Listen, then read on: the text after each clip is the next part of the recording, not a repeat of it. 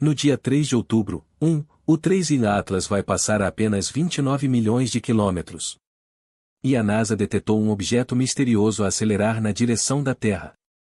A NASA assinalou um elemento veloz a rasgar o interior do Sistema Solar e, de repente, o céu tingiu-se de verde.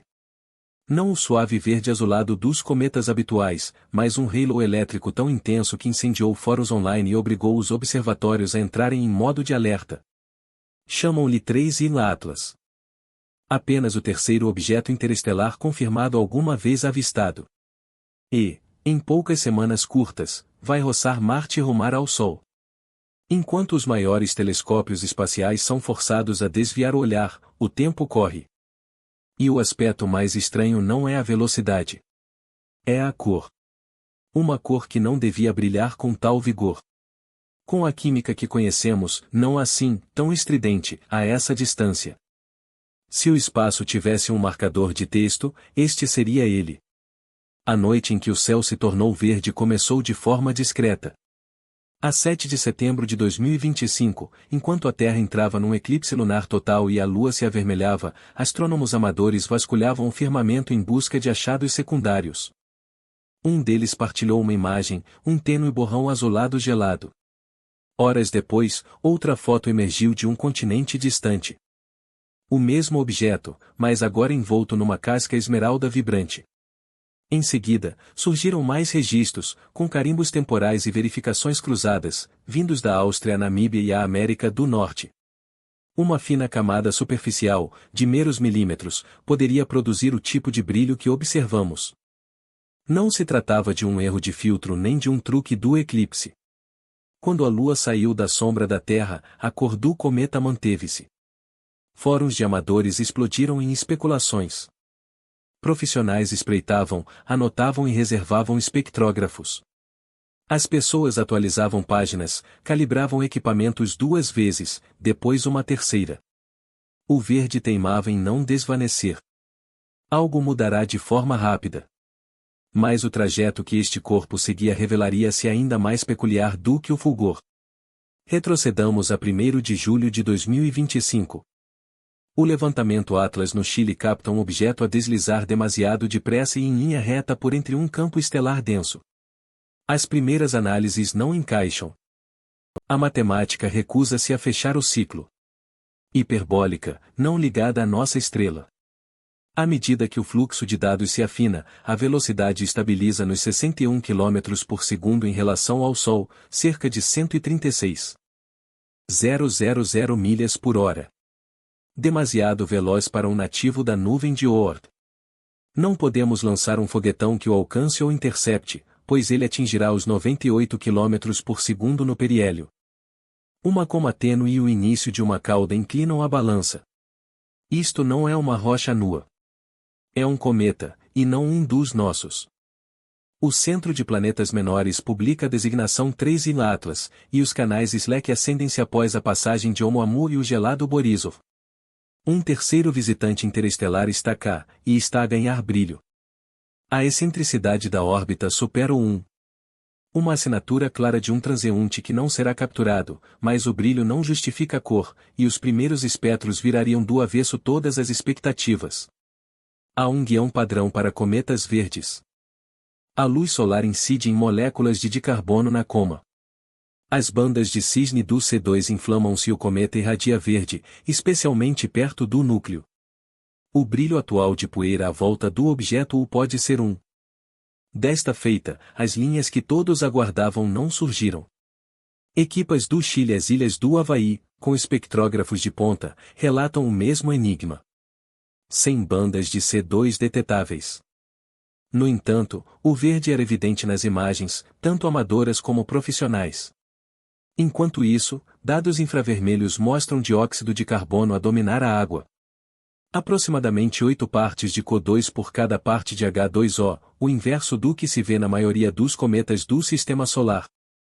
Aparece cianogênio. Sulfureto de carbonila surge em quantidades vestigiais. CO e água pairam em níveis baixos, mas nenhum dos suspeitos habituais explica esse soco verde neon. É como descobrir uma fogueira que arde de algum modo sobre gelo seco. Os laboratórios descartam contaminação atmosférica, artefactos de eclipse e erros de processamento. Se a cor for autêntica, a origem pode ser algo que nunca apanhamos a brilhar num cometa, ou um processo que só funciona em material forjado num berço ultrafrio para lá da linha de geada de cor 2 de outra estrela. E as surpresas químicas não pararam por aí. Linhas metálicas costumam vir em pares. Ferro e níquel sobem e descem juntos, presos nos mesmos grãos de poeira e libertados pelo mesmo calor. Não desta vez. Ao longo de dezenas de observações, os espectros acenderam-se com níquel. Mais de 20 linhas distintas, algumas flamejantes no ultravioleta, enquanto o ferro se escondia ou mal murmurava. Esse desequilíbrio não segue as regras do sistema solar. Uma hipótese instalou-se na discussão. Complexos organometálicos voláteis de níquel ligados ao carbono de forma a sublimarem a temperaturas mais baixas, deixando o ferro retido em minerais mais resistentes ao calor. É controverso, mas os dados arrastaram os teóricos para a mesa. Se o 3I Atlas se formou no frio profundo, longe do calor da sua estrela-mãe, poderia ter aprisionado níquel em compostos frágeis que o gelo interestelar preserva com facilidade, enquanto o ferro permanece selado. A química aponta para um local de nascimento não só remoto, mas ancestral, possivelmente mais antigo que o nosso Sol por bilhões de anos. Imagine grãos moldados num congelador e hermeticamente fechados durante éons. Apenas para se abrir à luz do Sol aqui. E logo quando o mistério se intensificava, os maiores telescópios que possuímos foram instruídos a desviar o olhar. O Hubble e o telescópio espacial James Webb foram concebidos para proteger a sua visão a todo custo. Apontar demasiado perto do Sol arrisca danos irreparáveis. Com os 3 Atlas arrumarem para um periélio tardio em outubro, ambos os observatórios atingiram os seus limites vermelhos. Limites de elongação solar, zonas de exclusão, paragens abruptas, chame-lhe o que quiser, a resposta foi negativa. Discussões acesas eclodiram nos comitês de alocação, contornar as regras por um alvo de uma geração, ou salvaguardar o equipamento de que milhares de cientistas dependem? No final, prevaleceu a prudência. Os telescópios emblemáticos apagaram-se perante o cometa durante a janela decisiva. Mas o universo tem o dom de proporcionar uma segunda perspectiva. Marte, que seguia logo dentro da trajetória do cometa, contava com orbitadores de visão clara. As equipas das missões MRO e MAVEN mobilizaram-se para redirecionar instrumentos, encaixar slots de oportunidade e sincronizar ligações de dados. Prazos alteraram-se, detectores foram reajustados e planos de apontamento invertidos da noite para o dia. Durante alguns dias no início de outubro, Marte transformou-se no posto avançado interestelar da humanidade, captando luz que a Terra não podia observar. Enquanto os horários se reorganizavam e os detectores se recalibravam, emergiu uma verdade incômoda: o cometa já nos havia escapado uma vez. Meses antes de alguém saber o que era, os 3 Atlas intrometeram-se nas nossas câmaras. No final de 2023, o TESS da NASA fixou-se num pedaço de céu, capturando centenas de frames para caçar exoplanetas. Escondido nessa corrente estava um ponto fraco em movimento. O nosso visitante interestelar passou despercebido pelo pipeline automatizado, sintonizado para quedas planetárias, não para cometas rebeldes. E ligar os frames manualmente teria revelado um pequeno desvio. Ninguém o fez. Em meados de 2024, o Observatório Vera Rubin, ainda em modo de engenharia, também o detetou durante testes. Os dados ficaram sem marcação, afogados no volume. Só após a descoberta é que os investigadores recuperaram o cometa nesses arquivos, reconstruindo a sua rota ao longo do tempo. O quase acaso doeu e motivou em partes iguais o orgulho nas sondagens que tornam a descoberta sistemática viável, saudade dos tempos em que um olhar afortunado mudava tudo, e uma lição evidente: e a era da sorte ocasional acabou. A época da vigilância algorítmica em tempo real começou. A física, por seu lado, não era só excêntrica. Era uma nova referência prestes a entrar nos manuais. A polarimetria, a forma como a luz dispersa é polarizada pela poeira, trouxe outra reviravolta.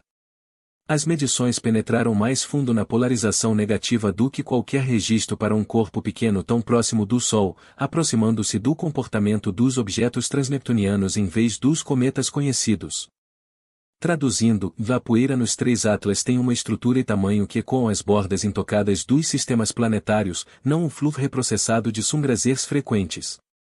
Provavelmente grãos submicrônicos, compactos, gerando uma curva de polarização que clama pelo disco exterior. As últimas imagens nítidas do Hubble antes do corte de segurança, provavelmente com alguns quilômetros de diâmetro. Compacto, denso, envolto numa coma rica em CO2 que ocultava mais do que mostrava. Junte isso à surpresa do níquel sobre o ferro, e à assinatura fraca de água, e obtém um modelo para a formação de planetas que o nosso sistema não priorizou. Química mais fria, um manual centrado no carbono, metais voláteis, poeira evoluída em condições alienígenas. Se esse é o traço de um grão interestelar, o que mais nos escapa? Por que somos lentos demais para chegar lá? A comunidade já traça o plano para uma perseguição melhor. Urubim varrerá todo o céu a cada poucas noites com profundidade e velocidade inéditas, e o seu software está a ser reforçado para sinalizar trajetórias hiperbólicas e assinaturas de cor estranhas em quase tempo real. As linhas de sondagem alertarão quando um desvio verde rápido surgir das trevas. Mas os alertas de sondagem são só metade do jogo. Engenheiros e planificadores de missões esboçam interceptores de resposta rápida, naves modulares pequenas que ficam em reserva até um alvo aparecer, lançando-se em curto prazo. Conceitos incluem voadores com velas solares que pivoteiam depressa, pacotes de instrumentos que se montam para objetivos científicos variados, e sondas em enxame que se dividem e flanqueiam um alvo para mapear a sua química em 3D. Imagine microespectrômetros de massa, analisadores de poeira, imagers UV e câmaras de campo amplo em modo de acompanhamento. O objetivo é simples e implacável. Parar de perder estes visitantes no tempo. Se um cometa como os três Atlas é um mensageiro de outra estrela, não o observa de longe e encontra-o a meio caminho. Então, onde nos deixa isso? Enquanto o intruso verde acelera a 3 de outubro de 2025, o 3 Atlas passa mais perto de Marte, e os orbitadores lá tentarão captar o que os nossos emblemas não podem. Semanas depois, por volta de 29 de outubro, ele curvará perto do Sol e desvanecerá nas sombras. Poderemos nunca decifrar totalmente a origem desse brilho esmeralda. Talvez seja um radical desconhecido que só floresce sob bombardeamento UV distante. Talvez sejam complexos de níquel a realizar química vimos apenas em laboratórios. Pode ser um composto que ninguém modelou, pois nenhum cometa do nosso sistema solar nos obrigou a isso. O que é evidente é o seguinte: os visitantes interestelares trazem as marcas de mundos que nunca veremos. Formados sob sóis que jamais visitaremos. Transportando uma química que nada deve ao nosso sistema solar. Uma única passagem, sem repetições, e é isso que devia ficar na memória. 3 vezes já, a galáxia nos enviou uma mensagem. A primeira chegou como um fragmento rochoso que se recusava a obedecer.